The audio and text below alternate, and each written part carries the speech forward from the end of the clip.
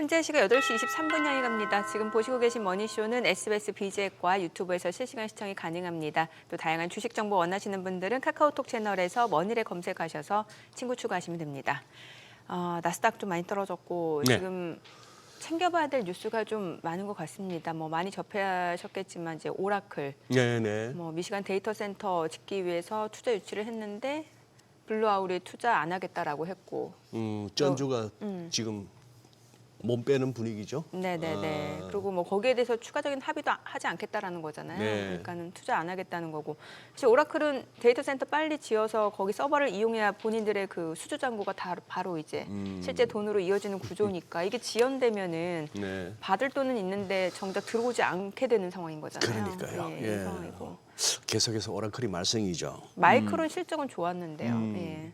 아까 이제 우리 그거였죠. 최재현 아나운서가 이제 네. 오늘장 내일장 시작하면서 제목을 오라클 칼바람. 그런데 오라클은 칼바람인데 또 마이크론은 또 훈풍이에요. 어느 쪽 바람을 타야 될까? 최주현 아나운서가 아니라 장현재 아나운서. 장현재 아나운서였구나. 네. 예. 이름 예. 헷갈리실 수 있어요. 그래요. 지금 진짜 어느 쪽을 따라가야 될지 모르겠는데 지수선물 흐름은 마이크론 덕분인지 일단 나스닥이나 3대 지수 일단 반등 시도 나오는 네. 모습이에요. 그런데 네. 지금 좀 전에 또 동시효과 개장 전 흐름을 봐서는 우리 또 삼성전자가 오히려 또 추이를 타는 모습이기도 하고 이래저래 오늘은 장 열려봐야 할 것 같습니다. 2차 전지도 지금 프리장에서는 조금 안 모르겠어요. 좋아요? 예. 지금 보니까 네. LG에너지솔루션이 좀 그런 모습이고 이건 또 본장 대봐야 알겠습니다만 예, 또 환율도 걱정이고. 환율도 네. 네, 어제는 또 장중에 80원도 그러니까요. 건드려 올라섰다가 밀린 상황이죠. 네. 이게 지금 12월 18일이면 지금 이제 진짜 올해 얼마 안 남았죠. 예, 올해 얼마 안 남았는데 이 모처럼 또 이게 연말까지 챙길 게 많은 그런 한 해가 돼 버렸습니다. 네, 여러분을 그래서 저희 좀 특별히 좀 모셔봤습니다. 네. 신한 프리미어 패스파인더 오건영 단장 함께합니다. 어서 오세요. 네. 어서 오세요, 단장님. 안녕하십니까? 네, 네. 그래요. 이제 아마 우리 시청자분들 뭐 새벽에 눈 뜨시면은 워낙에 빠르게 또 많은 또 매체들이 있어서 간밤 흐름은 다 파악하셨을 거고 네네. 설령 그거 아니다 하더라도 저희 뭐 모닝벨이나 머니쇼 통해 가지고 미국장 흐름 이제 다 감안하고 계실 텐데 우리 오 단장님 모시고 무슨 종목 얘기를 하기는 그렇고 자 이제 올 한 해 정리하고 내년을 갖다가 준비해야 되다 보니까 네. 조금 큰 그림을 살펴야 될 것 같아요. 오 단장께서 보시기에 올 한 해, 예. 올 한 해를 갖다가 어떻게 정리하시고 내년은 금년과 어떻게 달라진다고 보고 계십니까? 그러니까 올 한 해만 딱 돌아보면은 네, 진짜 정신이 없었던 것 같아요. 정신없었죠. 뭐랄까요? 그러니까 시장 자체도 굉장히 많이 쏠려 다녔고요. 네. 네. 연초에 나왔었던 시장 전망들이 굉장히 많이 흔들렸었던 한 해가 됐던 것 같아요. 그죠? 일단 첫 번째는 금리만 바라봐도요. 이게 아마 좀 느끼시겠지만은 22년도 말부터 똑같아요. 패턴이. 22년 말에는 내년엔 금리를 많이 내려줄 거야 하면서 시장 금리가 많이 내려가다가 그다음에 이제 연 초중반 정도 돼가지고는 생각보다 많이 안 내리네 이러면서 이제 금리가 다시 올라오는 예. 그 구조가 벌써 3년째 반복이 되고 있고요. 예. 올해 같은 경우도 지금 시장 금리 같은 경우는 꽤 많이 올라왔습니다. 미국도 마찬가지고 한국도 마찬가지고요. 네. 그리고 환율 같은 경우도 아마 기억을 해보시면 아마 아시겠지만은 올해 초만 해도 트럼프 트레이드라는 얘기도 나왔고 네. 미국 예외주의라는 단어가 있었어요. 예. 그랬죠. 미국 예외주의는 전 세계에서 미국만이 답이다라고 해서 다른 시장은 다 고전하는데 미국 쪽으로만 돈이 몰리는 거죠. 네. 그럼 미국으로 몰리려면은 자국의 통화를 팔고 달러를 사서 미국으로 들어가야 됩니다. 그럼 그 과정에서 어떤 일이 벌어지냐면 달러가 강해지게 되고 그렇죠. 미국의 자산 가격이 뛰는 이슈가 생기게 돼요. 네. 그래서 이제 미국 달러가 일방적으로 강해졌고 올해 초 같은 경우는 우리나라 같은 경우는 작년 말에부터 있었던 정치적인 리스크까지 있다 보니까 올해 초에 원달러 환율이 1,480원을 넘었었어요. 그랬죠. 네. 그래서 다들 이제 무슨 얘기를 했냐면 이거 1,500원 넘는 거는 일도 아니다. 왜냐면 이제 트럼프 대통령이 취임을 하면 취임과 동시에 행정명령 200개에 사인할 것이다. 이거 아마 다 기억이 나실 겁니다. 맞아요. 예. 그리고 이제 뭐 어마어마하게 상호 관세를 많이 때리고 트럼프 1.0하고는 비교도 안 된다. 네. 이래서 이때 다들 그 얘기는 이제 1,500원 금방 넘는다 이거였는데 중반에 분위기가 확 바뀌어요. 네. 어떤 일이 벌어지냐면은 트럼프 대통령이 이제 해방의 날이라고 해가지고 185개국의 관세를 때리니까 갑자기 미국의 평판이 무너지면서 미국 달러 자산에서의 거대한 회피가 일어날 거라고 해가지고 이때부터 나타났던 게 셀 아메리카라는 단어가 등장합니다. 그러니까 1분기에는 미국 예외주의고 미국밖에 네. 답이 없다였는데 2분기에는 미국은 팔아야 된다 이렇게 된 거죠. 그럼 미국의 자산을 파니까 미국의 자산을 팔고 그렇게 받은 달러를 팔고 뛰어나와야 돼요. 네. 그럼 그 과정에서 어떤 일이 벌어지냐면 미국 시장이 흔들리면서 달러가 약해지는 참 기현상이 벌어집니다. 이 케이스 보기 쉽지 않거든요. 네. 그러면서 2분기에는요. 달러 가격이 급격하게 하락을 했고 우리나라 6, 7월 달에 기억해 보시면 원달러 환율이 1347원까지 빠졌습니다. 맞습니다. 1347원일 때의 분위기는 뭐였냐면은 셀 아메리카의 분위기가 남아있다 1번, 그다음에 2번은 트럼프 행정부는 무역 적자를 줄이기 위해서 달러의 약세를 원한다. 아, 그래서 그때 맞아. 많이 나왔던 얘기가 마러라고 합의, 예. 미란 예. 보고서, 예. 플라자 합의 2.0 예. 이런 것들이 중심 키워드에 등장을 했고 그때는 또 뭐 1,200원대 간다고 예, 그렇죠. 그랬어요. 1,200원대는 이제 시간 문제다. 뭐 이런 얘기가 예. 되게 많았던 것 같습니다. 근데 아마 맞아요. 이제 그 7, 8월을 기점으로 해서 환율이 바닥을 잡았고요. 그 다음에 환율이 불과 3, 4개월 만에 지금 다시 1,480원으로 뛰어 올라온 거죠. 네. 그래서 연중으로 보면은 6, 7월을 가운데 두고 정확하게 V자를 환율이 그립니다. 그러네요. 이러니까 이제 환율을 따라가는 것 자체가 예. 굉장히 좀 버거웠던 이제 그런 한 해가 되는 거죠. 그리고 이제 3분기로 넘어오면서 어떤 일이 벌어지냐면은 트럼프 대통령이 관세 같은 것들에서 물러나는 모습이 보이니까 아마 그 단어 기억나실 겁니다. 타코라는 단어. 네. 그랬죠. 타코가 나타났고 그러면 시장이 무너지는 건 모두가 원하지 않는구나 하니까 시장이 안심을 하면서 전 자산이 한꺼번에 달려가는 에브리띵 랠리가 나타난 거죠. 아하. 예, 그리고 그 에브리띵 랠리의 그 중심에는 AI 테마가 있었던 거고 네. 시작을 할 때 말씀하셨던 것처럼 이제 오라클부터 시작을 해서 지금은 AI 테마가 과열 양상 보이는 거 아니냐 여기에 대한 의구심이 나타나면서 지금 시장이 잠시 에브리띵 랠리에서 벗어나서 잠시 주춤하는 모습 이게 지난 1년의 흐름이 아니었나 이렇게 좀 해석을 하고 있습니다. 진짜. 설명을 뭐, 들어보니까 올해 그랬었구나라고 하면서 이 정도면 뭐 예. 국내가 아니고 동양권 탑이었어요. 탑이죠. 전혀 아닙니다. 월가까지는 모르겠지만. 아닙니다. 진짜 일목요연하게 정리가 네. 되네요. 그 대신 이제 우리 오 단장님은 앞으로는 하면 얘기 안 해주시잖아요. 앞으로 이제 물론 가장 중요하고 궁금한 근데 이제 이런 거죠. 내년에는 이렇게 될 겁니다 하면서 그림을 그려둘 수는 없지만 네. 내년에 이제 중점적으로 어떤 걸 보시면 좋은지 예. 분기별로 이슈를 좀 간단하게 말씀을 드리고 좋습니다. 전체적으로 어떤 네, 것들이 네. 좀 이슈가 될 건지 그거 한 5개 정도만 좀 짚어드리겠습니다. 이거 딴 데서 얘기 안 하신 거죠? 예, 여기서 이제 뭐 처음이죠. 같이 엮어가지고 좀 말씀드릴게요. 오케이, 좋습니다. 좋습니다. 일단 예. 첫 번째는요. 지금 이슈가 되고 있는 게 대법원 관세 이슈가 좀 될 것 같아요. 맞아요. 이게 이제 언제 결과가 나올지는 저도 잘 모르겠습니다만 네. 외신에서는 빠르면은 이슈가 사안이 민감한 만큼 빠르면은 이 올해에도 나올 수도 있다는 얘기가 있는데 일단 그 중점적인 건 거의 대부분 다 내년 1분기 정도의 무게를 두고 있는 것 같습니다. 저기 어제 뉴스에 이제 뭘 볼 수 있었냐면은요.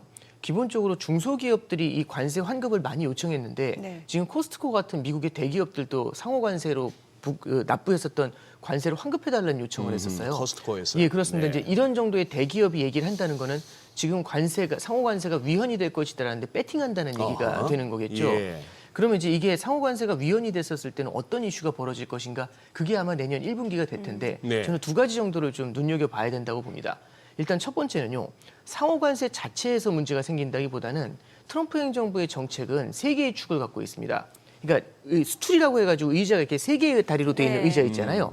그게 뭐냐면은 다리가 관세라는 다리가 있고 감세라는 다리가 있고 규제 완화라는 다리가 있죠. 이거 제가 만든 게 아니고 트럼프 행정부의 그 재무장관이죠. 베센트 재무장관이 왜 관세만 갖고 얘기하냐. 3개의 다리를 같이 봐라 이랬거든요. 예. 왜 3개가 다 한꺼번에 필요하냐면 첫 번째는 관세 같은 경우는 성장을 무너뜨리게 돼요. 그래요? 그래서 뭘 같이 가져오냐면 감세라는 걸 딱 갖다 대더라고요. 감세를 대면은 감세를 해주게 되면 성장을 부양을 해주는 효과가 네. 생깁니다. 네. 그래서 관세로 무너진 성장을 감세로 메워주는 거죠. 근데 문제는 감세가 문제가 있어요. 왜냐하면 재정 적자를 늘리거든요. 그렇죠. 근데 관세에서 세수가 들어오니까 이걸로 그냥 속된 말로 퉁친다? 예, 예. 이제 이렇게 되는 거죠. 그리고 네. 이 둘에서 해결이 안 되는 거를 규제 완화해서 메이크업을 해주겠다라는 게 트럼프 행정부의 이 3개 투틀 있죠. 네. 3개의 다리의 키가 됩니다. 근데 지금 이슈가 되는 게 뭐냐면 상호 관세가 만약 무너지게 되면은 지금 감세는 진행이 되고 있지 않습니까? 예. 베센트 재무장관이 얘기하는 건 어쩌면 내년 1, 2분기 내에도 2,000달러 상당의 수표를 갖다가 개인들한테 지급해 줄 수도 있다. 이런 얘기들이 나오고 있어요. 예. 그럼 감세는 계속 진행이 되는데 그럼 재정 적자가 늘어날 우려가 있지 않습니까? 네. 그런 상태에서 만약 상호 관세가 딱 묶여버리게 되면은 세수가 줄어드는 문제가 생기니까 이건 미국의 재정 적자 이슈를 건드려 버릴 수도 있죠. 네. 그럼 재정 적자가 커진다고 하는 게 지금 영국부터 시작해서 일본, 프랑스, 그다음 미국까지도 다 재정 적자 이슈 때문에 장기 국채 금리가 잘 내려오지 않는 문제가 생기게 되죠. 네. 그래서 이게 환율도 그렇고 금리 쪽에도 영향을 줄 가능성, 요걸 하나 좀 볼 수가 있고요. 두 번째는 트럼프 행정부에서 이게 이제 걱정이 됐는지, 네. 이거 만약에 대법원에서 관세가 위헌으로 나오더라도 우리는 준비가 돼 있다. 뭐 이제 232조라든지 다양한 것들을 가져와 가지고 상호 관세만큼의 힘은 없더라도 이걸 상당 수준 메이크업할 수 있는 방법을 고민하겠다. 이렇게 얘기하고 있거든요. 그럼 이거는요 또 다른 의미에서는 불확실성이 됩니다. 아마 기억하시겠지만 올해 3월 이제 트럼프 행정부가 취임하자마자 캐나다, 멕시코를 시작으로 해서 상호 관세 이슈가 들어왔고, 그랬죠. 4월 달에 해방의 날 전만 해도 다들 불안했잖아요. 네. 생각보다 약할 거야 그랬는데 이제 생각보다 강하게 나오니까 그 난리가 난 다음에 지금 7, 8, 9, 10월에 걸쳐가지고 각국이 다 합의를 해서 네. 어느 정도 지금 상호 관세에 대한 윤곽이 나온 거지 않습니까? 그렇죠. 물론 관세를 부과받는다는 건 부담스럽지만 이게 또 다른 형태로 다시 불확실성이 커진다는 것들. 이런 것들은 시장에는요 부담 요인으로 작용할 수가 있죠. 그래서 1분기 정도에 이게 결과가 어떻게 나오는지 우리가 좀 지켜볼 필요가 있다고 해서 큰 이슈 하나를 말씀드렸고요. 네. 2분기가 중요한 이유는 이제 연준 의장의 교체가 있습니다. 지금 누가 될지는 또 오리무중으로 들어가고 그렇죠. 있는 네. 분위기인데요. 이 연준 의장의 교체를 두고서 이제 가장 많이 나오는 거는 이제 일종의 징크스 같은 건데요. 물론 이제 이거는 징크스라서 어떤 논리가 있거나 그러지 않습니다만 예전에 이제 그 87년도에 그 볼커 의장을 대신해서 그린스펀 의장이 새로 취임을 해요. 1987년도에. 네. 취임하고 딱 이틀 지났을 때 블랙 먼데이가 옵니다. 하루에 22%가 주가가 빠진 적이 있어요. 그리고 2005년도, 6년도를 넘어가면서 그린스펀에서 버냉키 의장으로 바뀌거든요. 네. 버냉키 의장이 바뀐 다음에 딱 한 달 만에 버냉키 쇼크라고 해가지고요. 2006년 5월 달에 시장이 한번 호되게 고생한 적이 있습니다. 그리고 버냉키 의장 다음에 연준 의장이 이제 옐런 의장인데 2014년도에 그래도 그나마 좀 마일드하게 지나가긴 했는데 좀 14년도 장이 좀 불안불안하긴 했어요. 그리고 2018년도에 파월 의장이 들어온 다음에 2018년도에도 시장이 좀 흔들린 적이 있었거든요. 그래서 연준 의장이 교체되면은 무슨 일종의 신고식 이런 것처럼 징크스라는 말씀을 드렸잖아요. 그러네요. 논리는 없지만 이제 그런 기억들이 좀 있어가지고 어쩌면 연준 의장이 바뀌게 되면서 약간 기존의 연준 의장한테 시장이 좀 익숙했던 것들이 조금 한 번씩 흔들리는 모습들 이런 것들이 있겠죠. 그래서 불확실성에 대한 얘기들이 나오는데 특히 이번에 연준 의장에서 우리가 좀 바라볼 건 뭐냐면은 이번에 새로 들어올 연준 의장이 약간 트럼프 행정부의 친화적인 인사가 들어오는 거 아니냐 네. 이런 얘기들이 좀 있어요. 네. 근데 문제는 그러면 금리 많이 낮춰줘가지고 너무너무 좋은 거 아닐까? 이게 생각이 될 수 있는데 반대편에 여전히 물가에 대한 부담이 같이 남아 있습니다. 그럼 물가에 대한 부담이 남아 있는 상태에서 금리를 마구잡이로 내렸을 때 오히려 물가 부담이 더 커질 수도 있죠. 그래서 2분기에는 우리가 연준 의장의 교체에 대해서 한번 주목해 봐야 되지 않겠는가? 네. 그걸 말씀을 드리고요. 그다음에 3분기, 4분기, 하반기는 그냥 하나로 묶어가지고 네. 뭘 볼 수가 있는 거냐면 11월 달에 중간 선거가 기다리고 있습니다. 그렇죠. 근데 11월 달에 중간 선거가 기다리고 있는데 이게 마이애미에서 이게 28년 만에 공화당 말고 민주당이 됐다라는 얘기가 나오고 있죠. 그러니까 지금 보면은 중간 선거를 앞두고 여러 가지 일종의 뭐라고 해야 될까요? 모의고사 이런 데서 계속 터지고 있는 겁니다. 그래요. 그 지금 16년도에 보면은 트럼프 행정부에서 대통령, 상원, 하원을 모두 공화당이 차지했었거든요. 근데 18년도에 이 그 하원을 뺏기면서 트럼프 행정부가 힘들었던 기억이 있는데 지금 2기 트럼프 행정부도 작년에 대통령, 상원, 하원을 모두 다 공화당이 갖고 있습니다. 근데 이제 내년 11월에 만약에 또 하원이 지금 불안하다는 얘기가 조금씩 나오고 있는데 네. 만약 하원에서 민주당한테 이걸 뺏기게 되면은 이후에 트럼프 행정부가 진행하는 정책의 힘, 여기 힘이 조금 빠질 수도 있겠죠. 네. 그래서 3, 4분기를 거치게 되면은 트럼프 행정부에서도 중간 선거에 좀 포커스를 맞추게 될 텐데요. 중간 선거에 포커스를 맞추게 되면 꼭 잡아야 되는 게 물가입니다. 트럼프 행정부에서 공언하는 게 뭐냐면은 바이든 행정부가 실수한 것이 바로 물가다라고 얘기하고 있죠. 예. 최근에 어떤 작은 마을에 가가지고 펜실베니아에 트럼프 행정부 거기 가가지고 지금 물가가 올라간 이유는 바이든 때문이다. 이걸 막 맞아요. 도표를 네. 가져와가지고 막 설명을 해줘요. 그럼 이제 내년에 중간 선거가 조금 불안불안하다면 물가를 잡는 데 이제 포커스를 둘 수가 있겠죠. 그럼 아마 내년에 3분기, 4분기를 접어들게 되면은요, 인플레이션에 대한 우려들을 중간 선거하고 좀 엮어서 고민을 하게 되지 않을까. 이렇게 이제 분기별로 말씀드렸고, 그 다음에 전체적인 큰 틀에서 하나만 더 말씀을 드리면, 네. 오늘은 유럽 중앙은행의 통화정책 회의가 있고요. 예. 내일은 일본의 금융정책위원회가 있습니다. 아마 유로존은 금리를 동결하고 내일 일본은 금리를 인상할 것 같은데요. 미국은 이번 달에 이제 금리를 인하했죠. 네. 그럼 미국은 인하하는데 유로존은 동결을 하고 일본은 인상을 하지 않습니까? 일반적으로 통화 정책을 보는 사람들이 볼 때는 미국이 인하하면 전부 다 우수수 인하하고요. 미국이 인상하면 우수수 인상하는데 지금은 통화 정책에서 대분기가 나타나고 있습니다. 네. 그러니까 일종의 각자 도생이 되는 거죠. 네. 저희가 환율을 볼 때 가장 많이 보는 게 양국 간의 금리 차를 되게 많이 봅니다. 그렇죠. 근데 양국 간의 금리 차가 같은 방향을 향하지 않고 반대 방향을 향하게 되잖아요. 네. 그럼 외환 시장에도 당연히 영향을 주겠죠. 네. 그래서 이제 금리뿐만 아니라 환율의 변동성이 내년에 굉장히 높을 것 같다. 단순히 그게 원화만의 문제가 원달러만의 문제가 아니라 전반적인 통화에 걸쳐서 나타나게 되지 않을까. 예, 그 정도 이슈를 좀 짚어드렸습니다. 네. 제가 근래 본 중에 우리 정민 앵커의 이 집중도가 굉장히 높은 날이네요, 오늘. 이렇게 패널분 설명을 들으면서 요렇게까지 아주 초롱초롱하게 듣는 경우는 참 모처럼인데 필기까지 하면서. 필기까지 하면서 말씀이 좀 길었던 것 같습니다.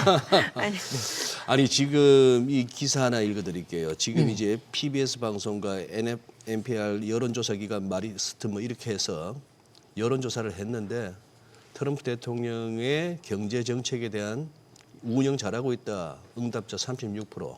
이게 1, 2기 전체 틀어서 가장 낮은 수치고 대통령직을 잘 수행하고 있다고 말한 응답한 비율도 38%. 1기 말 이후 가장 낮은 수준이고 잘 수행하지 못하고 있다 하는 응답자는 54%. 네.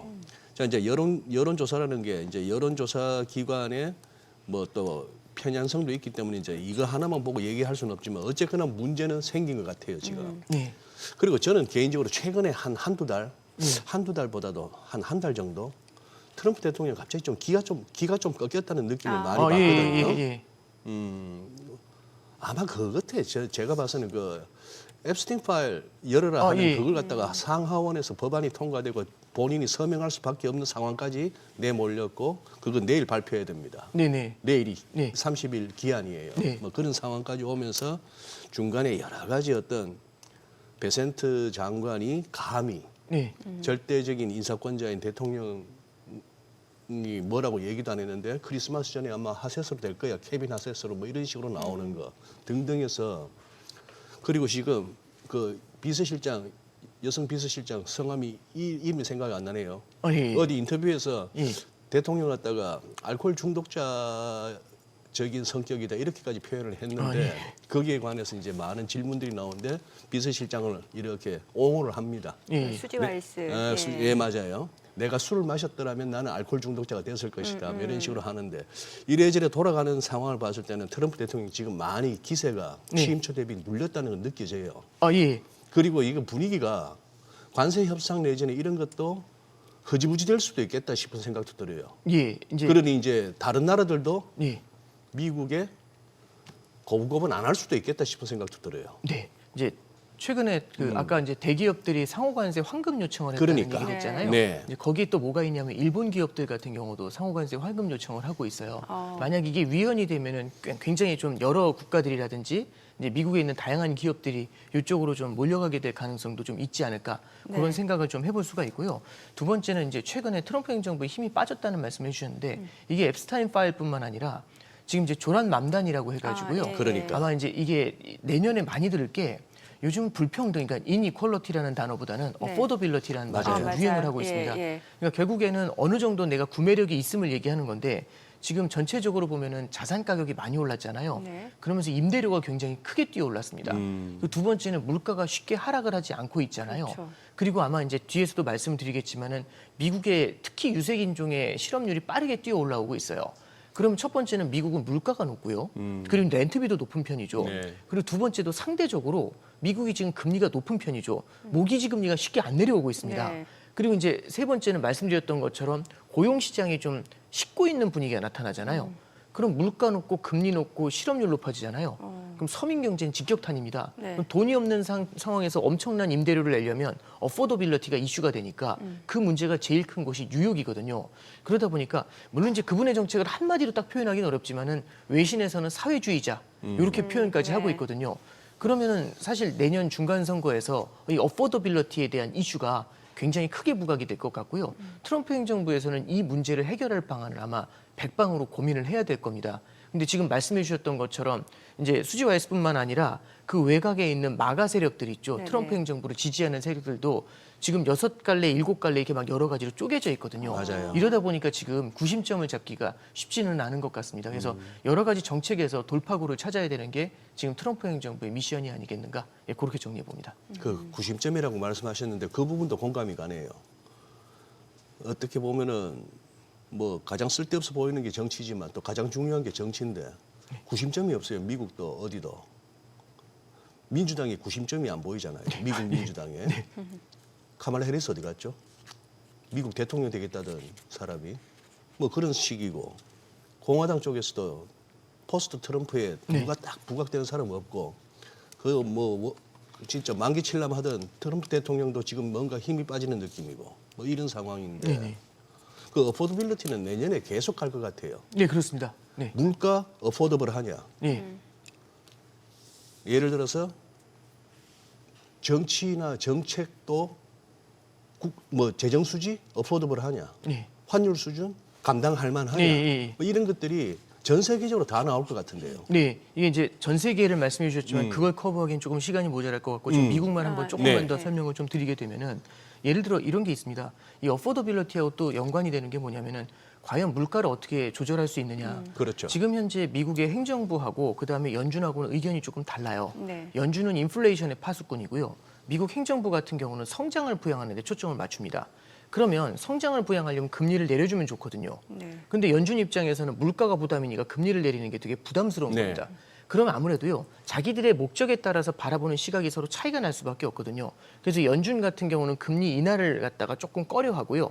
그다음에 트럼프 행정부 같은 경우는 금리 인하를 원하는 겁니다. 네. 그러니까 이제 연준하고 이게 의견 갈리는 게 굉장히 크다 보니까 트럼프 행정부에서 연준에다가 이제 자기들의 가신을 심는 거죠. 그래서 연준 이사 중에 지금 스티브 마이런이라는 사람도 네. 들어가 네. 있고요. 그리고 이번에 보면은 연준 의장 중에서 이제 트럼프 대통령한테 물어보죠. 다음 차기 연준 의장의 어떤 뭐라고 해야 되죠? 덕목이나 자격이 뭐냐 했더니 금리 많이 내려주는 사람 이렇게 얘기를 하잖아요. 내년 말에 대놓고 6%까지. 예. 근데 이게 이슈가 뭐냐면 이 금리 많이 내려주는 사람으로 이제 잘못했었을 때는 아까 말씀드렸던 것처럼 물가를 자극할 수 있습니다. 그렇죠. 이제 많은 분들이 그 얘기를 하세요. 트럼프 행정부의 이제 어떤 입김을 갖고 있는 사람이 이제 연준의 의장으로 들어오게 되면은 금리 인하 팍팍 되겠네. 이제 이런 얘기들 좀 많이 하시거든요. 네. 네. 근데 이게 만약에 물가를 자극할 수 있잖아요. 네. 그럼 트럼프 행정부 입장에서도 새로운 연준 의장도 그렇게 마구잡이로 금리 인하하기 쉽지 않습니다. 그래서 얼마 전에 케빈 헤셋이라고 그 연준 네. 의장 후보에 올라온 사람도 여러 가지 말을 하다가 금리 많이 내려야 된다 이런 얘기하다가 맨 끝에는 살짝 말을 흐려요. 뭐라고 하냐면 말꼬리에 만약에 근데 지금 2.5인 물가가 뭐 4% 이렇게 올라가면 금리 못 내리지 그걸 어떻게 내리냐 이런 얘기를 하면서 말꼬리를 살짝 흐리게 되거든요. 그래서 이렇게 정리하면 될 것 같아요. 지난 3, 4월 달에 보면은 트럼프 행정부의 핵심이 관세였잖아요. 네. 다들 그 얘기를 하죠. 트럼프가 관세에서 물러날 리가 있냐. 자기 행정부 정책이 가장 키인데. 근데 그 딱 한 달 만에 어떤 단어를 우리가 많이 들었냐면 타코라는 단어를 되게 많이 들었습니다. 그래서 관세에서 엄청나게 물러났고요. 물러났죠. 참고로 11월 달에는 중남미 4개국의 여러 가지 항목 품목들에 대해서 커피라든지 코코아 같은 것들 네. 관세를 제로로 낮췄어요. 음흠. 그럼 이런 것도 일종의 타코가 되는 거잖아요. 그렇죠. 관세에서 타코가 나왔죠. 네. 그럼 금리 인하에서도 과연 타코가 나올 수 있느냐. 금리 인하가 만약에 인플레이션을 자극하고 예. 고금리를 다시 불타오르게 하잖아요. 그럼 여기서도 속도 조절에 들어갈 수 있습니다. 참고로 트럼프 행정부에서 지난 한 3분기 정도에 파월 의장이 너무 마음에 안 든다고 트럼프 대통령이 바꾸고 싶었다고 하죠. 근데 그걸 만류한 사람이 있어요. 스콧 베센트 재무장관입니다. 그러면 연준의 독립성을 흔들어 놓을 수 있으니까 주의해야 된다. 그래서 바꾸지 못했죠. 그것도 뭐 큰 광의의 의미에서는 타코가 될 수가 있죠. 그래서 내년에는 마구잡이로 금리 인하할 수 있다라고 할 수 있지만 반대편에서 금리를 인하하는 게 인플레이션을 자극하는지는 우리가 주의 깊게 봐야 되는 미션 중에 하나가 아닌가 그렇게 생각이 됩니다. 지금 네네. 그 부분 네네. 금리를 갖다 내렸잖아요. 네네. 연준이. 네네. 연준이 내리고 우리 한은도 그동안 연준만큼은 아니다 하지만 금리를 내려왔잖아요. 네네 그렇습니다. 근데 미국 국채 수익률도 그렇고 네. 우리 국고채 금리도 그렇고 예. 일본도 그렇고 예. 너무 올랐잖아요. 네네 그렇습니다. 이 정책 금리는 내리는데 시장 금리는 올라 버리면은 네. 왕년에 뭐 그린스펀은 뭐 거꾸로의 상황에 그린스펀의 수수께끼라고 본인이 네. 막 얘기를 했는데 네, 반대 상황이었죠. 지금 이걸 그럼 어떻게 감당을 해야 되죠? 그러니까 아무리 뭐 우리가 연준을 쳐다보고 뭘 한은을 쳐다보고 금리 언제 내려주나 하는데 시장 금리가 안 내리는데 어떻게 해요 이거? 이게 지금 금리가 뛰어 올라가는 현상은 굉장히 다양한 이슈들을 담고 있는 것 같아요. 그렇죠. 첫 번째는 여전히 인플레이션이 제압되지 않은 상태에서 금리를 인하하는 것에 대해서 시장이 조금은 두려움을 갖고 있는 것 같아요. 연준에서 바라보는 시각 중에 얼마 전에 굴습이라고 시카고 네. 연은 총재가 네. 했던 얘기가 조금 이제 좀 눈에 들어왔는데 뭐라고 얘기를 하냐면 연준의 물가 목표가 2%지 않습니까? 2%를 넘어선 게 언제였냐면 22년도 3월이었습니다. 네. 22년도 3월에 물가 목표 2%를 넘어섰는데 지금 3년 6개월째 그 2%로 못 돌아가고 있어요. 네. 그러니까 집 나간 애가 3년 반 동안 못 돌아오고 있는 거거든요. 네, 네. 그래서 연준이 이번에 FOMC 때 프로젝션이라고 해가지고 물가가 그럼 언제 2로 돌아오냐 이걸 봤더니 28년을 찍어놨어요. 올해가 지금 25년이지 않습니까? 네, 네. 그럼 2년 더 나가 있겠다는 얘기잖아요. 네. 네. 그래서 그 시카고 연은 총재가 하는 얘기가 뭐냐면 이게 5년 6년 가면 이게 과연 이게 우리가 일시적으로 이게 일시적이라는 말이 맞는 거냐라는 표현인 거죠. 이게 일시적인 게 아니라 인플레이션이 고착화되게 되잖아요. 고질병이 되게 되면은요 작은 충격에도 언제든지 재발할 수 있고요. 두 번째는 치료하기가 되게 힘듭니다. 그 말씀드리고 싶은 이유가 인플레이션이 기저에서 장기적으로 유지가 되고 있는데 이걸 너무 쉽게 바라보면서 금리 인하 이런 거 하잖아요. 그러면은 장기적으로 인플레이션이 오래가는 문제가 생기니까 장기 국채 시장에서는 쉽게 이걸 갖다가 받아들이지 못하는 것 같아요. 네. 그래서 이게 요즘 보면은 기준금리를 인하해도 단기 금리는 이 영향을 받아서 많이 내려가는데 예, 예. 장기 금리는 물가에 대한 불안 이걸 갖다가 어느 정도 읽으니까 쉽게 못 내려가는 거죠. 네. 그 두 번째는 이 재정 적자에 대한 이슈하고 그다음에 부양 정책에 대한 이슈를 같이 갖고 있는 그렇죠. 것 같아요. 네. 뭐냐면 예를 들어서 일본 같은 경우도 지금 국채 금리가 되게 빠르게 뛰어오르지 않습니까? 예. 이 다카이치 사나이 정권이 딱 들어온 다음에 다카이치 사나이 총리가 이제 얘기한 게 뭐냐면 21조 엔 정도를 투입을 해가지고 재정 부양을 통해서 경기를 살려보겠다. 네. 이렇게 얘기하면서 했던 얘기가 뭐냐면 물가는 큰 문제가 되지 않는다. 엔 약세 큰 문제 안 된다. 이랬는데 그러다 보니까 와 그러면 이 물가 상황에서 돈을 더 푼다? 그리고 엔 약세를 더 가속화한다? 그러면 여기서 이제 어떤 일이 벌어지게 될까요? 인플레이션이 더 심화가 될 수 있겠죠. 참고로 말씀드리면은요. 24년도에 기시다 내각이 무너지고 나서 그 다음에 이시바 내각이었고 이시바 내각 다음에 지금 다카이치죠. 다카이치예요. 네. 그럼 보면은 아베 이후에는요 1년 단위로 내각이 좀 바뀌고 있는 거거든요. 네. 특히 이시바 내각 같은 경우 딱 1년을 못했을 겁니다. 아마. 그래요? 굉장히 단명했죠. 네. 그 기저에는 뭐가 있는 거냐면은 인플레이션을 제압하지 못한 충격이 있는 겁니다. 일본 국민들 입장에서 못 살겠다는 거죠. 네, 그렇죠. 디플레이션 속에서 30년을 살았는데 인플레이션을 만나니까 굉장히 이제 서민 경제가 힘들어지는 문제가 되죠. 그래서 2주 전에요. 다카이치 사나이 총리가 무슨 얘기를 하냐면 엔 약세가 너무 과도하게 진행되는 것에 대해서는 우리가 고려를 해볼 필요가 있다라는 얘기를 해요. 그 얘기가 딱 나온 다음에 일본 중앙은행이 기준금리를 인상할 수 있구나. 이게 이제 시장에서 나온 분위기거든요. 네. 물론 내일 결과를 봐야 되겠지만 아마 인플레이션에 대한 경계감은 어느 정도는 좀 나타내게 되지 않을까 그렇게 생각이 됩니다. 그래서 전체적으로 보면은요, 인플레이션을 크게 고려하지 않고 그 경기 부양을 한다라는 것, 네. 그리고 그 경기 부양이 재정 적자고 연관이 돼 있잖아요. 예. 프랑스 재정 문제 있다는 얘기 나오고 영국도 증세한다는 얘기 나오면서 그 리브슨가요 재무장관이 눈물을 흘리는 장면이 한 그랬죠. 3달 전쯤 네네. 나왔잖아요. 그리고 일본 같은 경우도 재정에 문제가 있고 앞서 말씀드렸던 것처럼 미국도 국가 부채가 이슈입니다. 그럼 전체적으로 전 세계가 빚더미에 있으니까요. 여기에 대해서 국채 시장에서도 상당히 좀 부담스럽게 바라보는 그런 부분은 분명히 있는 것 같습니다. 그리고 이제 마지막으로 하나 더 말씀을 드리면 지금 국채 시장에서의 유동성이 과거하고는 좀 달라진 것 같아요. 과거에는 연준이라든지 시중은행들이 미국 국채를 많이 사줬었는데 지금은 연준이나 시중은행은 딱 느낌이 장기 투자를 할 것 같은 느낌이잖아요. 한번 사놓으면. 근데 지금은 헤지펀드와 개인 투자자들이 국채 시장에 많이 들어가 있습니다. 네.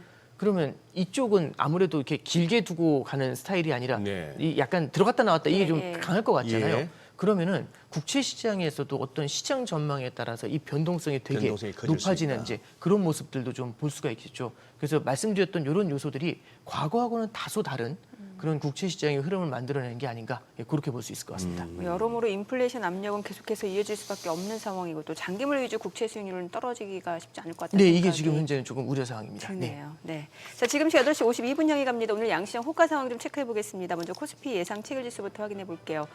오늘 1.7% 하락 예상됩니다. 지금 3,987, 그리고 코스닥도 1.9% 하락 출발 예상됩니다. 893이고요. 시가총액 상위 종목 예상가 보겠습니다. 오늘 삼성전자 0.8% 하락 예상되고요. 지금 호가는 10만 7천 원, SK하이닉스가 2.9% 약세가 예상됩니다. 예상가 53만 5천 원이고요. LG 에너지 솔루션이 5% 하락 예상됩니다. 지금 호가는 39만 4,500원, 삼성 바이오로직스가 1% 하락 예상되네요. 지금 예상 체결가 172만 5천 원, 삼성전자 우선주 1% 하락 예상되고요. 현대차가 4% 약세가 예상됩니다. 지금 호가는 27만 1,500원, 5%까지 좀 하락이 예상되고 있는 상황이고 HD 현대중공업이 1.7% 하락 예상됩니다. 예상가 51만 원이고요. 두산 에너빌리티 0.6% 하락 예상되고 KB금융 호가는 12만 4,600원으로 소폭 상승 예상됩니다. 기아가 11만 9,900원 호가 집계되고 있는 모습이네요. 코스닥 시가총액 상위 종목 예상가도 보도록 하겠습니다. 알테오젠이 오늘 1.9% 하락 예상됩니다. 지금 호가는 41만 2,500원, 그리고 에코프로 BM 5%대 하락이 예상되고요. 예상 체결가 15만 7천 원, 에코프로 지금 호가 96,100원으로 6.9% 하락 예상됩니다. ABL바이오, 레인보우 로보틱스 모두 지금 호가 분위기는 3%대 하락이 예상되고 있고요. 리가캠바이오도 지금 호가는 16만 5천 원으로 2% 약세 출발 예상되고 있습니다. HLB 코롱티슈진 지금 호가에서는 지금 부합 예상되고 있고 펩트론이 5% 하락 예상됩니다. 삼천당작 예상 체결가 21만 9,500원, 지금 3.9% 하락 출발이 예상됩니다. 자, 이제 개장까지 한 6분가량 남았는데 일단은 오늘 양시장 글쎄요. 좀 쉽지 않아 보이네요, 지금. 그렇죠. 일단 네. 심리 자체도 좀 많이 위축될 수밖에 없는 구간인 것 같습니다. 네, 그러네요. 네. 또 한번 장은 또 열려보고, 그리고 또 시장 흐름 관련해서 이따 하모니 시간에 또 우리 모처럼 또 김민수 대표 나오니까 여기는 또 미국, 한국 뭐 다 본인이 직접 얘기도. 몸으로 부대끼면서 네. 느끼니까 한번 거기서 한번 상세히 한번 해보죠. 네. 근데 저기 오 단장님 설명 들으면서 이렇게 뭐 시간 가는 줄은 모르겠는데 아니 지금 이렇게 확인해 보자면은 불과 한 5, 6년 전 그 무슨 뭐 YCC도 하고 뭐 이럴 때 일본 10년 국채 수익률이 마이너스 0.29, 마이너스 시대를 우리가 살았다가 지금 얘가 지금 1.9, 1.96, 1.99, 뭐 2%였다가 건드리려고 하고 있습니다. 10년물이. 그러면 마이너스는 제껴 놓더라도 0.1, 0.2%뭐 그 레벨에서 놀던 이 10년 국채 수익률이 2% 왔다면 0.2만 적용해도 이게 도대체 10배인데. 네. 그렇다면은 일본 정부가 감당해야 되는 이자 비용만 해도 10배가 는다는 얘기인데. 네, 그렇죠. 막 그런 거는 또 이제 재정에 대한 부담이고 합니다만 그거는 일본 정부가 걱정하시고요. 다카이치 총리나 재무상이 걱정하시고요. 우리 주식하시는 분들은 뭐 그건 됐고 당장 일단 시장에 돈만 많이 풀려서 내가 갖고 있는 주식 좀 오르면 좋겠어요. 이게 가장 단기적인 바람입니다. 그 측면에서 FOMC에서 금리를 내려줬고 네네. 트럼프 대통령이 원하는 것은 금리를 공격적으로 적극적으로 내릴 만한 의장을 갖다가 계속 뽑겠다고 자꾸 이 사람 저 사람 면접한다고 흘리고 있고 네네. 이런 상황에다가 또 400억 달러 정도씩 단기 재정 정권도 사주겠다 했어요. 예. 그게 양적 완화인지 무슨 뭐 지중 관리인지 뭔지는 모르겠어요. 그런데도 그러고 나서 장이 흔들려요. 네네.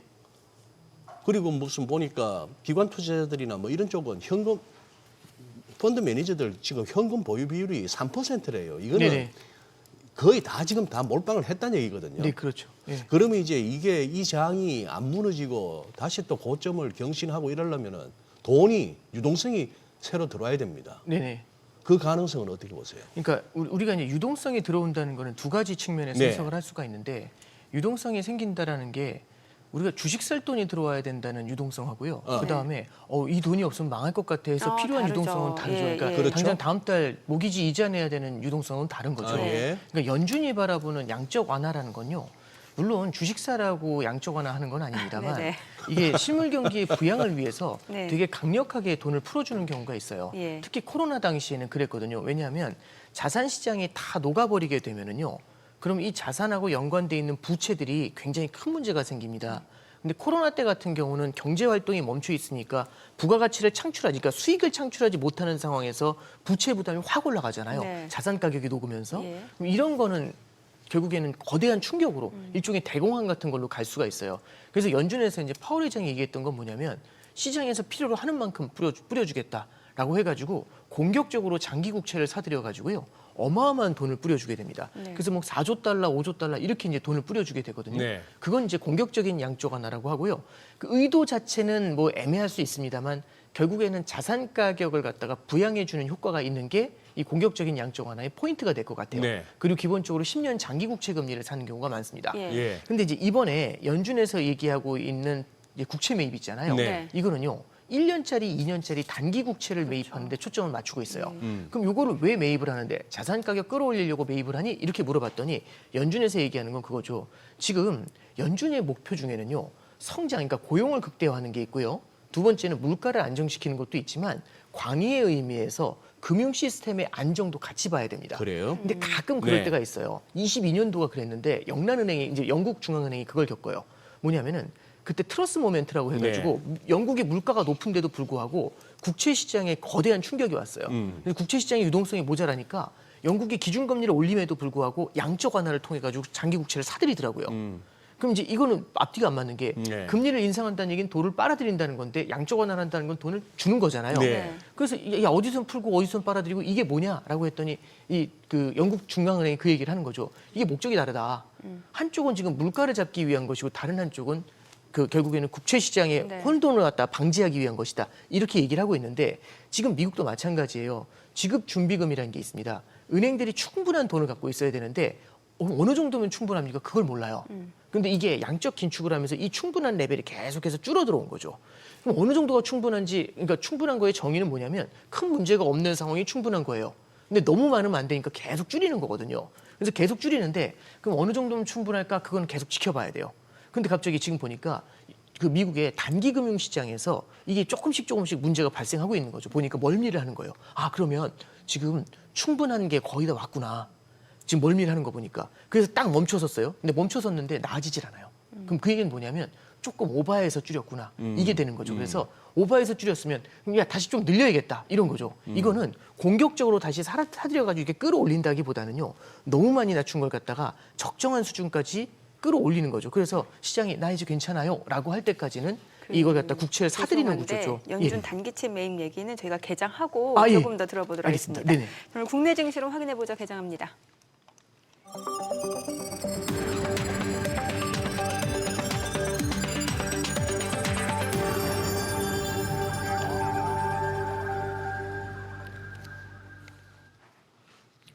네, 12월 18일 목요일 국내 증시 개장했습니다. 간밤 뉴욕 증시 흐름 보시고 많이들 좀 걱정이 되셨을 것 같습니다. 나스닥 좀 많이 떨어졌고 주요 기술주들, AI 관련주들, 뭐 엔비디아를 비롯해서 많이 좀 하락하는 모습이었고 마이크론 호실적을 기록하고 어닝콜 때 이제 시간 외에서 좀 급등하긴 했는데 글쎄 오늘 국내 증시 쪽에서도 이제 반도체 섹터라든지 2차 전지 관련주들 행보가 굉장히 중요할 것 같습니다. 오늘 전체적인 시장 방향을 좀 결정지을 대표적인 두 섹터일 것 같은데 오늘 양시장 출발 지수 좀 보겠습니다.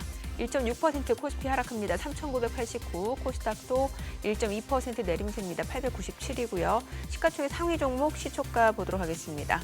오늘 삼성전자가 지금 1.4% 떨어집니다.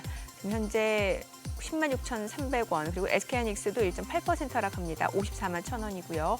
LG에너지솔루션이 5% 하락합니다. 39만 1,500원.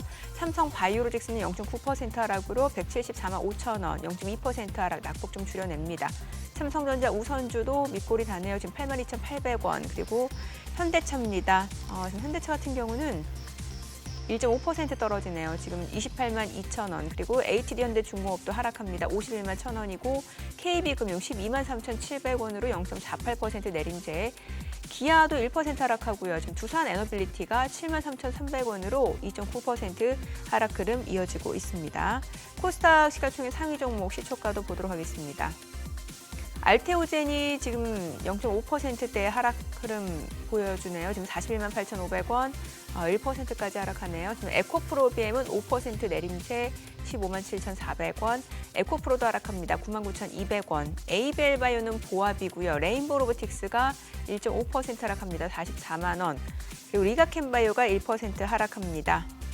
16만 6,800원, HLB 좀 떨어지고요. 코오롱티슈진 7만 1,500원이고 펩트론, 삼천당제약 모두 2%대 하락 흐름 이어지고 있습니다. 자, 오늘 시장에서 특징을 보여주고 있는 섹터 종목들 좀 체크를 해보도록 하겠습니다.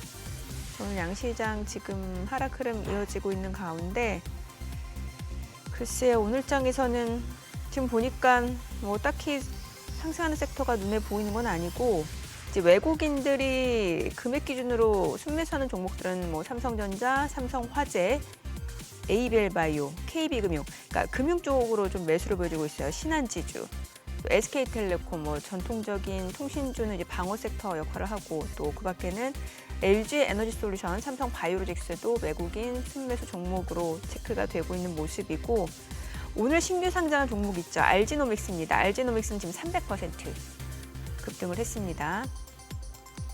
그리고 그 밖에는 뭐 에임드바이오, HVM, 중앙에너비스 이런 종목들이 강세를 보여주고 있는 상황이에요. 그러니까 개별적인 그 종목, 개별 모멘텀에 따라서 주가가 많은 영향을 좀 받고 있다라고 보시면 될 것 같습니다. 수급 상황 좀 체크해 보도록 하겠습니다. 오늘 유가증권 시장에서는 개인 투자자가 311억 원 매도 우위, 외국인도 51억 원 순매도, 기관은 354억 원 매수 우위고요. 코스닥에서는 개인은 564억 원 순매도고 외국인과 기관은 각각 508억 원, 87억 원 매수 우위를 나타내고 있습니다. 환율 체크하겠습니다. 달러 환율입니다. 오늘은 2원 50전 하락한 1,477원 30전에 개장이 됐습니다. 자, 오늘 뭐 시장 보니까 녹록지 않네요. 확실히 난이도가 높은 시장이 됐어요. 지금 난이도 보니까. 높다. 예, 그러네요.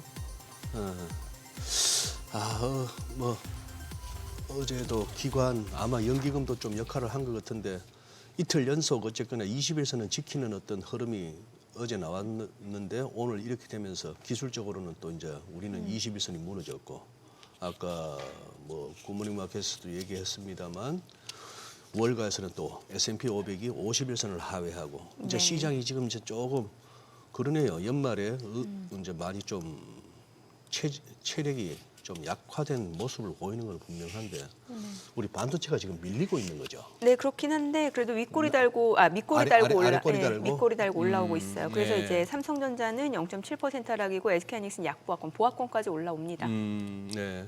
뭐 이제 BOJ가 오늘 내일 이제 통화정책 회의를 합니다만 니케이도 일단은 1.5% 정도 하락하는 양상이고. 네. 예, 그래요.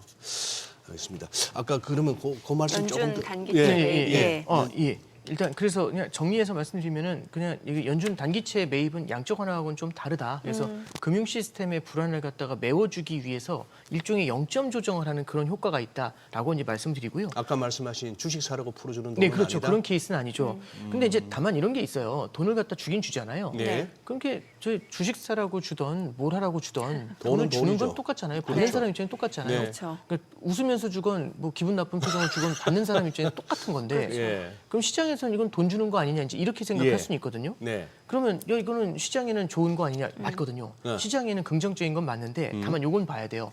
시장이 어느 정도 기대를 했느냐가 중요한 것 같아요. 예. 사탕을 10개 줄 줄 알았는데 1개 주면은 좀 기분 별로 안 좋거든요. 아. 실망스럽죠. 예, 그렇죠. 받긴 받아도. 예. 그러니까 지금 시장에서는요, 기준금리 인하가 굉장히 많이 될 거라는 기대. 그리고 두 번째는 지금 말씀을 드렸던 것처럼 단기채 매입 같은 경우도 드라마틱하게 늘어날 것이라는 그런 기대들이 있었는데 그런 기대보다는 조금 약한 거 아닌가. 예, 여기에 대해서 조금 실망감을 나타내는 거. 이게 이제 지금 유동성을 주입했음에도 불구하고 시장이 조금 불안불안한 모습을 보이는 이 매크로적인 요소라고 볼 수 있을 것 같습니다. 그러면 남들은 자 이제 일본 네. 무슨 뭐 22 그리고 뭐 호주나 캐나다 뭐 등등으로 네. 봤을 때는 이제 우리는 금리 내리는 거는 그만할래요 쪽이 대세인 것 같아요. 네네. 근데 이제 연준은 몇 차례가 될지는 몰라도 앞으로도 더 내려야 된다 그래요. 네네. 아까 말씀하신 통화 정책의 대분기, 네네. 큰 빅 다이버전스. 네네. 네. 그런데 이 와중에 우리 한은은 어느 쪽으로 가야 돼요? 지금 한은 같은 경우는 네. 고민이 좀 많아요. 한은에서 고민하는 건 뭐냐면 일반적으로 중앙은행은 성장하고 물가를 보통 많이 봅니다. 네. 근데 한은 같은 경우는 성장하고 물가 말고 두 가지 정도를 더 봐요. 뭐냐면 첫 번째는 가계부채를 바라보고요. 네. 두 번째는 환율을 바라봅니다. 그러니까 예를 들어서 부동산 시장이 불안하면 부동산 가격이 너무 빨리 뛰게 되면은 이걸 사기 위해서 가계부채가 급증하는 문제가 생기잖아요. 네. 그래서 가계부채가 불안하고 부동산 가격이 뛰는 상태에서 금리를 인하해주면 이건 불을 지필 수가 있습니다. 네. 그게 1번이 되는 거고요. 두 번째는 환율을 같이 봐야 됩니다. 네. 네. 지금 원달러 환율이 1,480원 이렇게 가까이 돼 있는 상태에서 금리를 인하하면 자칫하면 심리적으로 환율을 더 끌어올리는 네. 그런 이슈가 생길 수가 있어요. 그래서 한은 같은 경우도 성장하고 물가만 바라보는 게 아니라 나머지 두 개를 봐야 되는데 지금 부동산 시장이 10.15 대책 이후에는 조금 숨고르기를 하고 있어도 네. 여전히 부동산 가격이 안정됐다라고 단언하기에는 쉽지는 않은 상황이에요. 네. 그럼 이 상황에서 기준금리 인하를 갖다가 편안하게 할 수 있겠는가? 요거는 지금 현재 한은한테는 어려운 상황이 되고요. 네. 그다음에 두 번째는 지난 6, 7월만 해도 환율이 1,350원 정도 했거든요. 이럴 때는 기준금리 인하에 그렇게 불편함은 없었을 겁니다. 근데 지금 같은 경우는 환율이 1,480원으로 다시 올라와 있는 상황이죠. 그럼 기준금리 인하가 아무래도 발목을 잡히게 될 겁니다. 그래서 한은이 추가로 기준금리 인하를 하려면은요. 조건이 결국에는 환율의 안정이 가장 큰 것 같아요. 왜냐하면 가계부채의 안정이라는 거는 단기적으로 바라볼 수 있는 시각이 아닌 반면에 네. 환율은 그것에 비해서는 상대적으로 환율 변동성은 높게 나타날 수가 있죠. 그래서 환율이 빠르게 안정이 되면 기준금리 인하에 대한 얘기가 한 차례는 더 나올 수 있겠지만 지금은 그게 조금 어려워 보여요. 참고로 하나 더 말씀드리면 어제 물가에 관련돼서 한은에서 이제 보고서가 한 번 있었죠. 거기서도 얘기하고 있는 게 지금의 환율이 내년까지 이어지게 되면 소비자 물가지수 상승률이 2%대 중반까지 올라올 수 있다는 얘기를 해요. 네. 그래서 환율의 레벨 자체도 문제지만은 환율이 이렇게 이어지게 됐었을 땐 이거는 물가를 건드릴 수 있다. 이 얘기는요. 기준금리 인하하고 환율하고 굉장히 민감한 연관성을 보일 것이다. 이렇게 조건을 달고 있습니다. 그럼 이래저래 한은은 금리 인하는 쉽지 않은 상황이고 환율 중요하다는 말씀을 주셨는데 지금 원화 가치가 우리나라 네네. 펀더멘털에 비해서 유독 약하다라는 얘기가 있잖아요. 네네. 여기에 대해서 그럼 어떻게 보시는 거예요? 그러니까 결국에는 그거죠. 지금 작년 11월 5일 날 트럼프 당선 당시에 그 원달러 환율이 1,380원 정도 했어요. 네. 지금 1,480원 하니까 예. 100원 정도 오른 거잖아요. 네. 그렇죠. 그럼 퍼센티지로 약 7% 뛰었습니다. 네네. 많이 올랐죠. 근데 문제는 그때 원유로 환율이 1,500원 했어요. 근데 지금 원유로 환율이 1,740원 이렇게 올라가 있거든요. 네. 많이 비싸졌죠. 예, 그렇죠. 그럼 이거는 퍼센티지로 따지면은 한 15%? 예, 그 정도 오른 겁니다. 그러니까 네. 원화보다 달러가 7% 센데 그 원화보다 유로가 15% 세다는 얘기는 네. 네. 달러보다 유로가 더 세다는 얘기죠. 그렇죠. 그래서 실제로 보시면 달러 인덱스가요. 고점 대비 지금 10% 내려와 있습니다. 그러니까 사실 유로 입장에서 보면 달러가 약세인 거죠. 근데 우리는 그 달러보다도 약한 거니까요. 그러니까요. 여기서는 관점을 다르게 가져가야 됩니다. 무슨 말씀이냐면 환율이 오른 이유를 미국 경제가 강하다거나 달러가 왜 강하지 이렇게 바라볼 게 아니라 네. 반대편에서 원화가 약해지는 이유가 뭐지 이걸 좀 바라볼 필요가 있어요. 네. 근데 이제 원화 약세를 바라볼 때도 조금 독특한 게 지금 우리나라 경상수지 흑자가 지난 10개월간 사상 최대치입니다. 네. 그럼 달러가 많이 유입이 돼서 들어왔다는 얘기고요. 그렇죠. 미국하고 우리나라의 금리 차도 많이 좁혀졌어요. 네. 그럼 금리 차 문제도 아닌데 그럼 뭐가 환율을 영향을 주느냐 여러 가지가 있겠지만 그 중에 하나로 오늘 이제 내일 결정이 되겠죠. 일본의 금리 인상하고 이것하고 연관돼 있는 엔화 환율이 있어요. 예. 네. 다카이치 사나의 총리가 이제 취임을 한 다음에 엔화 환율이 약세를 보였는데 우리나라가 그 엔화 환율에 어느 정도는 동조화되는 모습을 보이고 있습니다. 원화가 굉장히 약함에도 불구하고 다른 통화 대비 약하지만 엔화 대비로는 940에서 50 사이에 그냥 딱 삥 꽂힌 것처럼 멈춰 그래요? 있어요. 아직은. 예, 이 얘기는 원화가 엔화하고 상당히 많이 동조화돼서 움직이고 있다. 요걸 바라볼 수가 네. 있고요. 두 번째는 해외 투자의 증가가 지금 언급이 되고 있는데 네. 어느 정도는 일리가 있는 얘기인 게 개인의 해외 투자도 있겠지만 개인의 해외 투자만으로는 설명이 안 되고요. 예. 사실은 기업들이 관세를 피하기 위해서 해외 투자를 늘리려고 하는 것들 그리고 정부 차원에서도 지금 3,500억 달러 얘기가 나왔지만 이걸 2,000억 달러로 줄이긴 했잖아요. 이게 장기에 나눠서 나간다고 하지만은 이것도 결국에는 환율에는 영향을 줄 수 있는 요인이에요. 네. 그래서 이거는 그냥 한마디로 말씀드리면 이런 것 같아요. 결국에는 중장기적으로는 달러가 계속 나가게 될 거니까 네. 달러 가치가 오를 것이라는 기대감이 남아 있는 거죠. 예. 그러면은 투자자들 사이에서 달러 가치가 더 오를 거라는 그 기대감이 생기게 되면은요. 쥐고 있는 달러를 안 팔려고 하고요. 그렇죠. 미래에 사야 될 달러를 미리 땡겨서 살려고 해요. 그러면은 미래의 수요를 땡겨오게 되니까 달러의 수요가 늘어나고요. 네. 현재 공급이 숨어버리니까 공급이 사라지는 거죠. 예. 그럼 공급은 사라졌는데 수요가 늘어나게 되면은 환율을 갖다가 위로 올리는 예, 네. 그런 요인이 되는 겁니다. 그래서 이 심리적인 요인까지 같이 겹쳐 있는 거 아니겠는가 예, 그렇게는 해석하고 있습니다. 그럼 당분간은 그러한 방향이 좀 이어질 수도 있겠네요. 달러 환율이 조금 올라갈 수 있는 방향이요. 이제 여기서 우리가 바라볼 게 뭐냐면은 몇 가지 분기점을 좀 예. 볼 필요가 있는데 내일 일본은행의 정책이 어떻게 되는지를 좀 예. 볼 필요가 있어요. 엔화가 되게 중요하다는 말씀드렸는데 네. 네네. 엔화 환율이 어떻게 바뀌어 나가는지 이게 첫 번째는 좀 중요한 이슈가 될 것 같고요. 예. 두 번째는 지금 당국에서도 강한 의지를 좀 피력을 하고 있는데 물론 어느 정도 레벨인지는 모르겠지만은 1,480원 가까운 레벨에서는 지금 국민연금에 대한 얘기도 나오고요. 예. 지난 주말에 아마 긴급 회의가 있었던 걸로 네네. 얘기를 네. 들었던 것 같아요. 이런 것들은 당국에서도 환율의 변동성이 높아지는 거니까 환율의 레벨 자체가 얼마냐 이것보다도요. 환율이 올라오는 속도가 너무 빠르잖아요. 네. 이거는 사실은 헷갈려 놔두면은요. 그대로 환율이 급등하는 경우가 더 생길 수가 있습니다. 그래서 여기에 대해서 어떻게 제한을 하고 있는지 이런 조건들도 한번 지켜보는 것들이 좀 필요할 것 같습니다. 그리고 이제 항상 BOJ 통화정책 회의만 앞두면은 그 BOJ가 이제 내리기보다는 올릴 가능성이 크고 언제 네네. 올리느냐 이번에 그냥 동결하고 네네. 그냥 매파적 성명서나 기자회견으로 그치느냐 아니면 네네. 진짜 이번에도 올리느냐 이걸 갖고 매번 그동안 얘기해 왔어요. 네. 근데 지금은 이제 분위기가 아무래도 할 것 같다. 예. 금리 인상을 네네. 이런 식의 흐름인데 컨센서스인데 네. 그러면 꼭 또 이렇게 따라붙는 그 후렴이 네. 엔캐리 트레이드 청산 네. 우려 예. 이거예요. 네. 근데 다들 이러는데 진짜 엔캐리 트레이드 청산이 폭발적으로 파괴적으로 이루어질까요? 이게 네. 작년에 보면은 미국이 금리를 인하하려고 하는데 일본이 금리를 인상하려고 하니까 엔캐리 청산이 나오면서 작년 8월 5일 날 작년 8월에 예. 좀 난리가 그렇죠. 났었죠. 그 엄청난 공포를 한번 본 네. 거죠. 네. 근데 우리가 좀 지켜볼 게 뭐냐면은 이 작년하고 조금 상황이 바뀐 게 있어요. 뭐가 있냐면 잠깐 보시죠. 일본은 금리를 인상하려고 하고 있고 미국은 금리를 인하하려고 해요. 이 조건은 그대로 맞아요. 그러면 엔캐리 청산 이렇게 이제 생각할 수도 있지만 이게 디테일을 보면 조금 다른 게 있습니다. 뭐냐면 첫 번째는 일본은요. 그때 당시에 물가가 너무 빠르게 올라오고 기시다 내각이 힘들어지다 보니까 멈춰있던 금리 인상의 속도를 올려야 된다고 했어요. 네. 그래서 7월 말에 우에다 일본은행 총재가 뭐라고 하냐면 일본 금리 많이 올릴 수 있어요? 0.5 위로도 올릴 수 있어요? 이렇게 물어보니까 얼마든지 가능합니다. 이제 이런 식으로 얘기를 해요. 네. 약간 이양문 거죠. 그래서 예. 약간 뭐라고 해야 될까요? 인상도 매파적인 인상이 되는 거예요. 그러면은 아하, 당장의 아하. 인상이 중요한 게 아니라 미래에도 더 올릴 거란 기대가 생기는 예. 거거든요. 그리고 미국 같은 경우도요.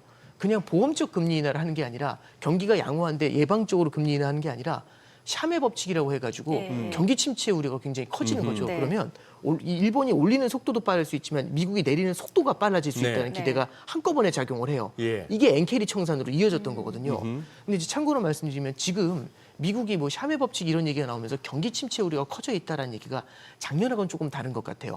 그래서 이번에 인하도 약간은 보험적 인하의 성격을 갖고 있는 거고 일본은행은 작년에 그 일을 겪어봤던 경험이 있습니다. 예. 네. 그러면 하더라도요, 금리 인상을 하더라도 어느 정도 시장을 달래면서 움직일 가능성이 조금 더 높을 것 같아요. 그러면은 양국 간의 금리 차가 좁혀지더라도요, 네. 이 속도에 대한 이슈가 좀 더 디테일에서는 다르기 때문에 무조건 이게 양국 간의 금리 차가 좁혀졌으니까 엔캐리 청산으로 큰 문제가 생긴다 이렇게 해석하는 것보다는요, 그 디테일들을 조금 더 지켜보는 게 필요하지 않을까 싶습니다. 가시기 전에 좀 투자자 입장에서 또 좀 체크해야 될 변수가 있다면 어떤 게 있는지 좀 하실 말씀 좀 더 해주세요. 네, 올해 보시면은요, 제가 서두에서 말씀드렸지만은 시장이 되게 크게 움직였지 않습니까? 예. 환율 같은 경우도 V자를 보였었고 금리 같은 경우도 기준금리를 인하하는데 시장금리가 올라오죠. 네. 코스피도 환율이 올라가는데 코스피가 뜁니다. 과거에는 보기 힘든 일이었거든요. 맞아요. 그래서 저는 과거의 패턴을 바라보면서요. 과거의 경험만으로 미래의 포트폴리오를 짜는 걸 우리는 경계해야 된다는 말씀을 꼭 하나 드려보고 싶습니다. 이게 과거의 데이터만 보면은요. 그 패턴대로 이어지게 되면 뭐가 좋겠지 하면서 특정 자산으로 과도한 쏠림이 네, 나타나는 네. 경우들이 있어요. 그래서 최근에 보면은 이제 AI 같은 쪽으로도 이제 포트폴리오가 많이 쏠려 있는 경우들이 있는데 너무 많이 쏠려 있는 것들보다는요. 이렇게 과거하고는 다른 변동성들이 나타날 수 있다는 점을 감안해서 포트폴리오를 좀 넓게 펼쳐가는 전략들 이게 내년에는 더욱더 중요하지 않을까 그런 생각을 좀 조언으로 드려봅니다. 네, 오늘 그래요. 내용 여기까지 네. 듣겠습니다. 잘 고맙습니다. 들었습니다. 네, 감사합니다.